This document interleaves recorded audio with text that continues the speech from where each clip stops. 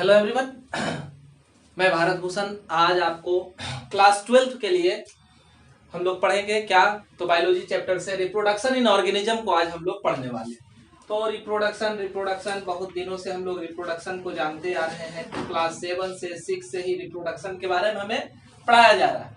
तो आप सबसे पहले इसमें क्या देखें कि रिप्रोडक्शन में वर्ड क्या है। तो फर्स्ट वर्ड जो है री है और दूसरा वर्ड जो है प्रोडक्शन है। तो री का मतलब क्या होता है, अगेन,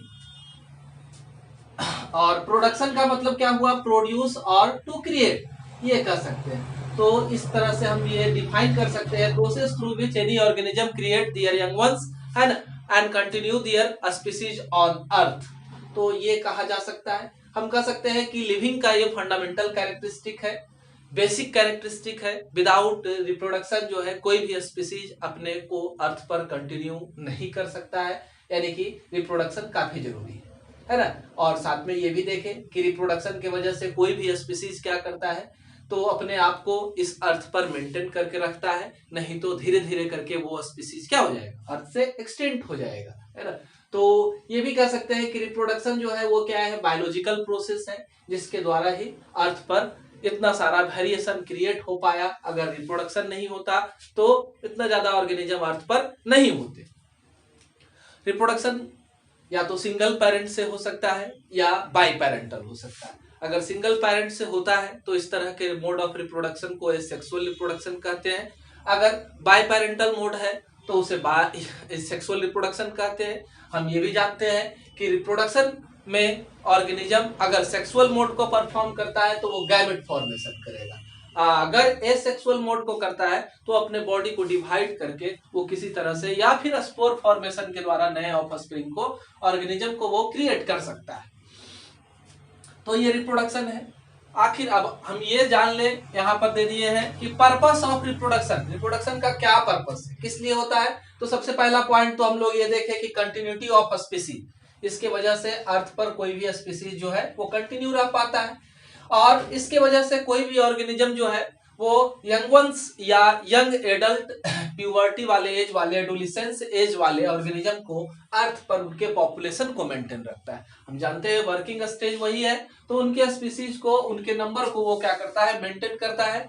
और रिप्रोडक्शन के वजह से ही ऑर्गेनिज्म में क्या होता है, वेरिएशन क्रिएट होता है, डिफरेंशिएशन क्रिएट होता है। और ये डिफरेंशिएशन के वजह से वो इस इन्वायरमेंट में बेहतर तरीके से अपने आप को एडेप्ट करते हैं और लगातार उनमें चेंजिंग होता है। फिर नए स्पीसीज का इवोल्यूशन होता है। अर्थ पर ओल्डर स्पीसीज से ही क्या हुआ है, न्यूअर स्पीसीज का फॉर्मेशन हुआ है। तो वो सब के लिए भी हमारा रिप्रोडक्शन काफी नेसेसरी है।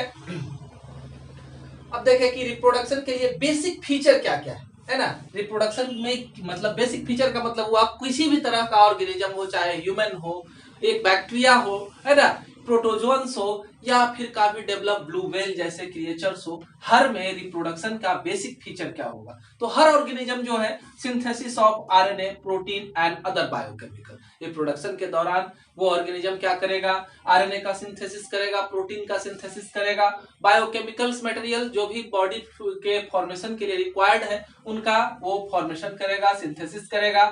साथ में इसमें क्या हो रहा है, रिप्रोडक्शन में ओल्डर ऑर्गेनिज्म से न्यू ऑर्गेनिज्म का फॉर्मेशन होने वाला है। तो सबसे पहले जरूरी क्या है, तो रिप्लिकेशन ऑफ डीएनए, है ना, यानी कि डुप्लीकेशन ऑफ डीएनए, डीएनए का फिर से एक कॉपी प्रिपेयर हो जाना, क्योंकि वही कैरेक्टर को हमको नेक्स्ट जनरेशन में ट्रांसफर करना है।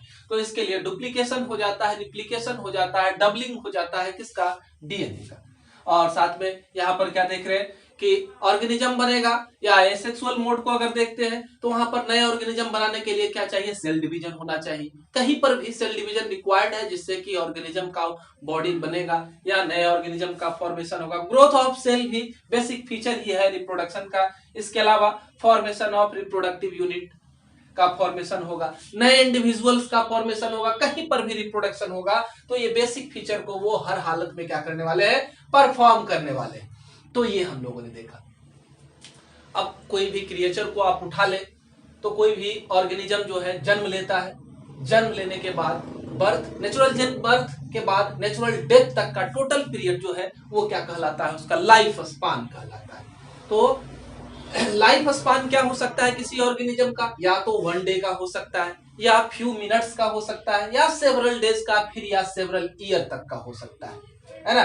तो सबसे पहले हम एक एक को करके देखते हैं। कुछ यहाँ पर एग्जांपल दिए, टोटल का तो हम नहीं यहाँ एक्सप्लेन कर सकते हैं, लेकिन कुछ का दिए है जिससे आप आइडिया निकाल सकते हैं कि कोई ऑर्गेनिज्म कितना। मे फ्लाई है ना, मे फ्लाई 1 डे लाइव होता है। बटरफ्लाई 15 डेज 2 वीक्स जो है वो जिंदा रहता है। फ्रूट फ्लाई 1 मंथ है उसका लाइफ स्पान। उसी तरह से राइस, व्हीट, कोई भी सीजनल प्लांट है तो सीजनल प्लांट जो भी होता है 4 से 5 मंथ, 4 से 5 मंथ तक वो सरवाइव करता है ना, नहीं तो वो खत्म हो जाता है।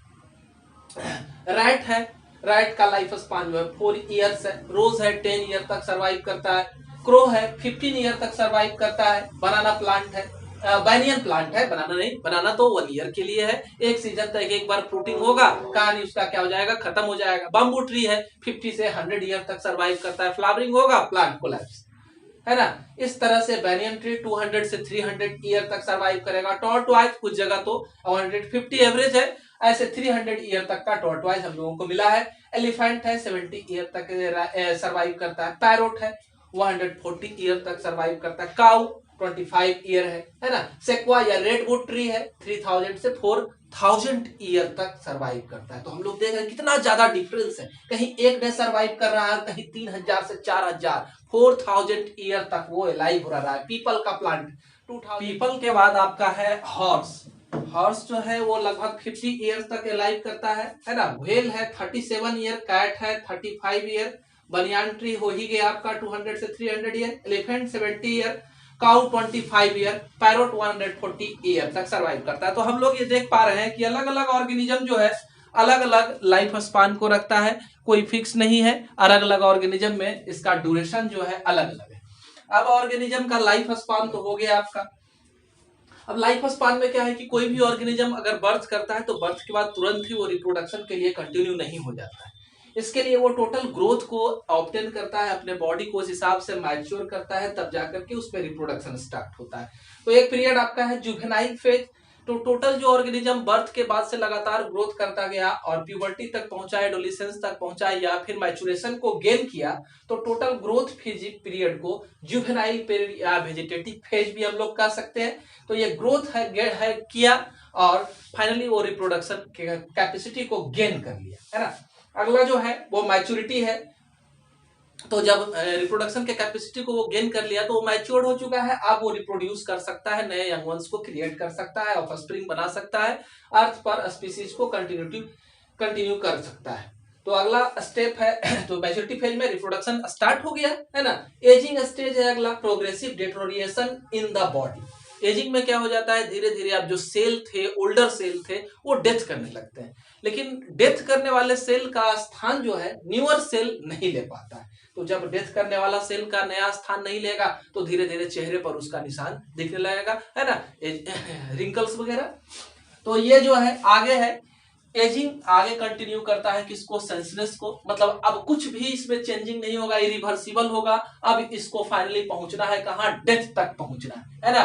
तो ये सेंसनेस स्टेज है, terminal irreversible stage of ageing that leads to death, है ना। अब ऑर्गेनिज्म कोलैप्स हो जाएगा, उसका स्थान जो है नए यंग वंस जो उसके द्वारा क्रिएट किए गए हैं वो ले लेंगे। तो आपको अगर वीडियो कैसा लगा आप हमें कमेंट बॉक्स में कमेंट जरूर करेंगे, और साथ ही हमारे चैनल को सब्सक्राइब करेंगे और लगातार हमारे चैनल से बने रहेंगे। धन्यवाद।